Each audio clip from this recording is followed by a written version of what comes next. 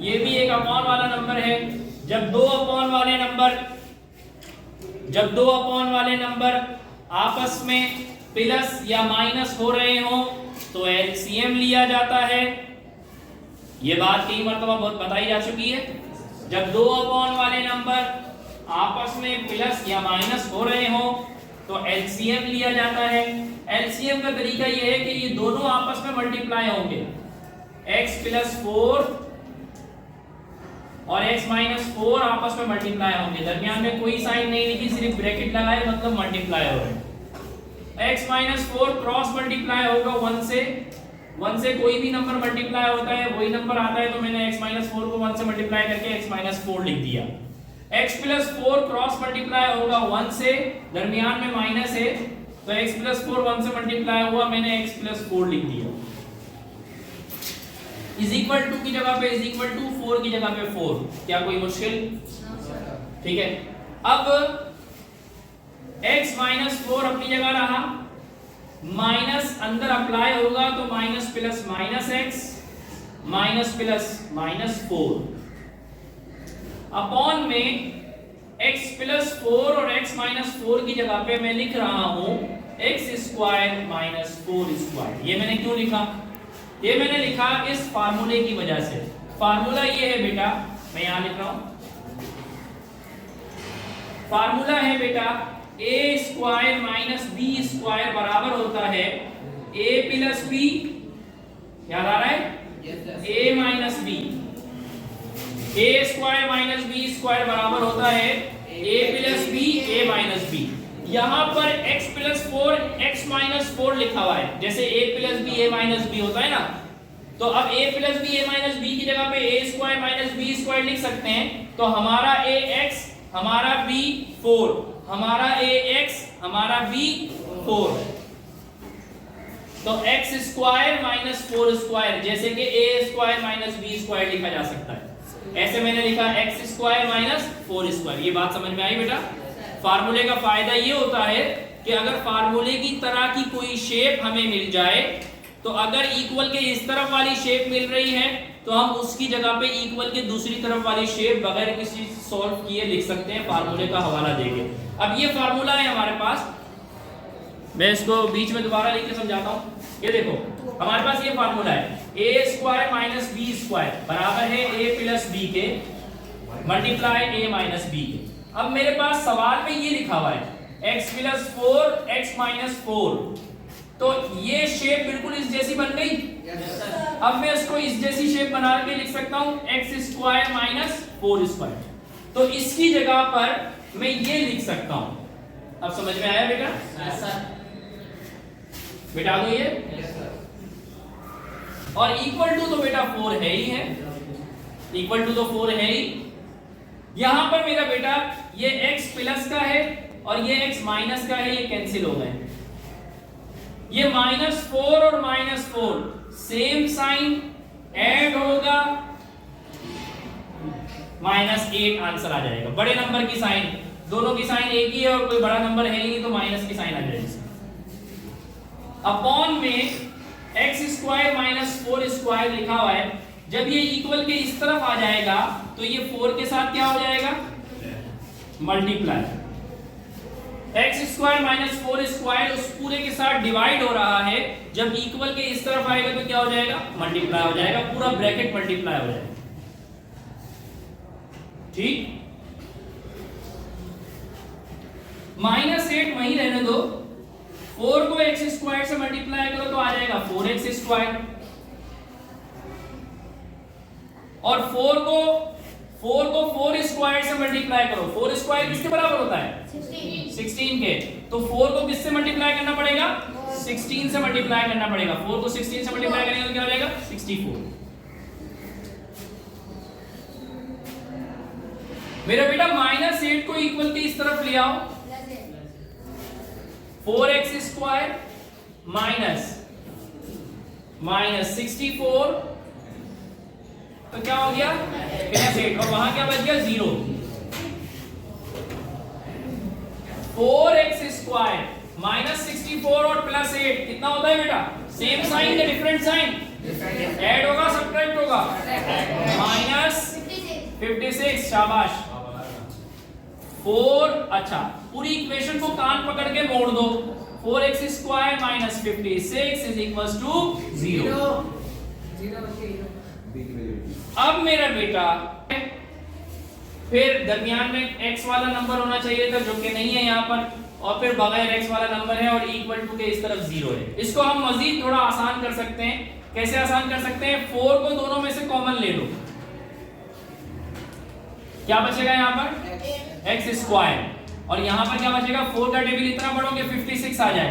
4 1 4, एक यहाँ आएगा 16 बन जाएगा। 4 4 16,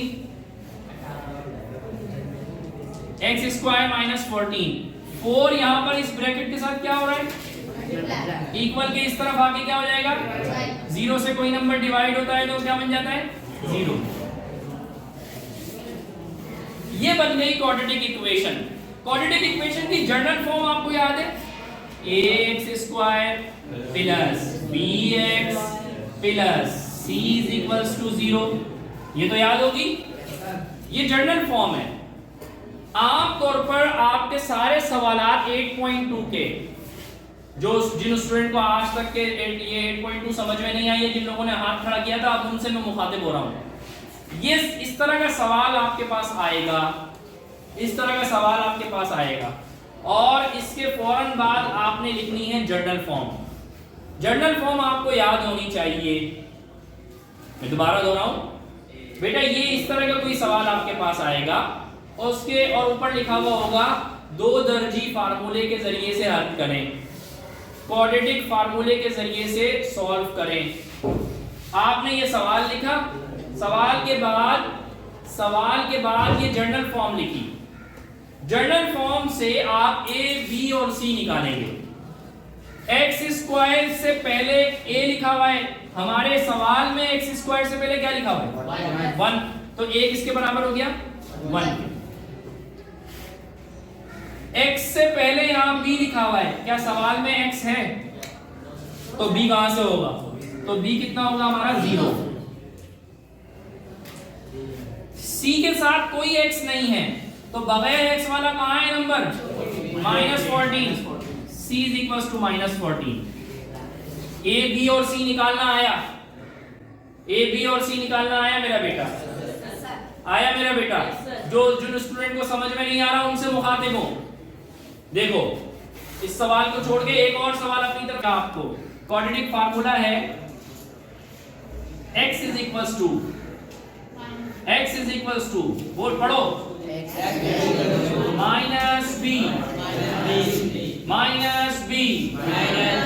प्लस माइनस, एक साथ प्लस माइनस, मुझे 19 तक आवाज जानी चाहिए। Plus minus b square minus 4ac upon 2a x is equals to minus b plus minus root b square minus 4ac upon 2a। a, b और c की वैल्यू आपने निकाल ली है बेटा। अब a, b और c की वैल्यू इसमें डालनी है और आंसर निकालना है। देखो मेरा बेटा, माइनस की जगह पे माइनस, 0 की जगह b की जगह पे 0, प्लस माइनस की जगह पे प्लस माइनस, रूट की जगह पे रूट, b स्क्वायर की जगह पे 0 का स्क्वायर क्योंकि b 0 है हमारा, माइनस की जगह पे माइनस, 4 की जगह पे 4, a की जगह पे मेरा बेटा 1, c की जगह पे मेरा बेटा -14, अपॉन की जगह पे अपॉन, 2 की जगह पे 2, a की जगह पे बेटा 1। हाँ बेटा, देखो a1 आया था हमारा, ठीक है। अब मेरा बेटा 0 तो किसी भी नंबर के साथ प्लस माइनस हो तो कोई फर्क नहीं पड़ता, वही वाला नंबर आता है ना, तो इसको तो खत्म कर देते हैं, सिर्फ प्लस माइनस लिखते हैं। रूट के अंदर देखो मेरा बेटा, 0 का स्क्वायर क्या होता है? 0 माइनस, और ये वाला माइनस, माइनस माइनस प्लस, 4 1 4, 4 को 14 से मल्टीप्लाई करेंगे क्या आ जाएगा? 56। Upon 2 one the 2 plus minus root के अंदर क्या बचेगा बेटा 56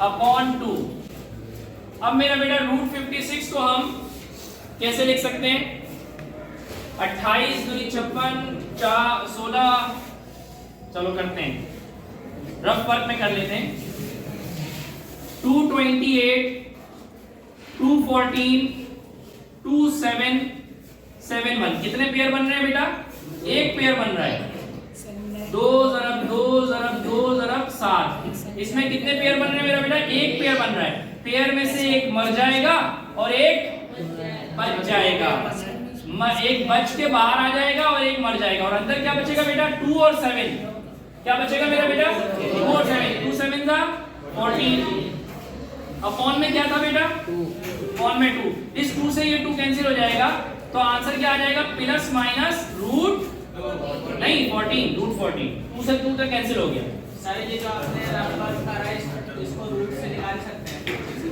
56 हाँ कैलकुलेटर से पॉइंट में आंसर आएगा तो पॉइंट में आंसर होगा नहीं पॉइंट में आंसर हम नहीं लिखते आमतौर पर ठीक है तो हम जो है इसी तरीके से जब आप कैलकुलेटर से रूट पॉइंट में आ रहा हो तो आप इस तरीके से सॉल्व कर सकते हैं तो आंसर क्या आया बेटा plus minus root 14 solution set बनाकर लिख देंगे सॉल्यूशन सेट बराबर है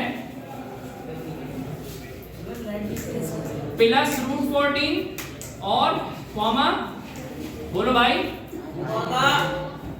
minus root 14 minus root 14 plus root 14 और माइनस रूट 14 उसको हम अलग अलग लिखेंगे बेटा समझ में आई